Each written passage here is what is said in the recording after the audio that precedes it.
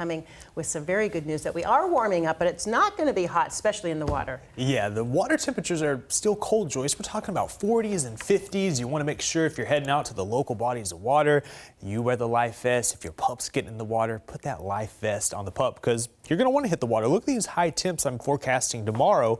Record high temps for some areas. So get a look at this. The central column right here. These are those forecast highs tomorrow, which would all be record territory. 78 in SeaTac.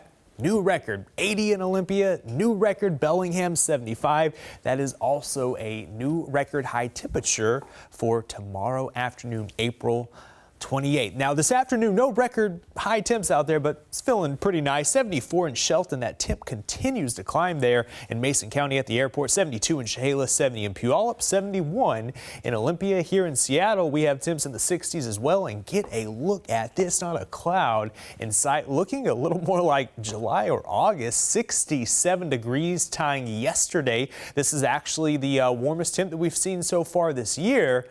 That changes tomorrow, though, as we're going to see highs, the warmest that we've seen in over 6 months, going all the way back to October 16th of 2022. Get a look at this. The lower 48, some of the warmest temps are across the west, the desert southwest extending into the Pacific Northwest, the inland Northwest, seeing some of the warmest temps pretty much across the entire country. 80s and 90s for the desert southwest. And we have now Portland checking in at 80 degrees first time this year. So some 70s, 80s, 60s for parts of the Pacific Northwest. The reason why this big area of high pressure building across the west coast, and this is going to stick around tomorrow, actually building right over western Washington. So we're going to see those warmest temps of the year tomorrow. 70s and 80s. We hold on to the nice weather for our Saturday, but notice that area of high pressure shifts off to the east, and that will open the door for some changes out along the coast tomorrow Saturday afternoon, and then eventually that onshore push moves into the Puget Sound area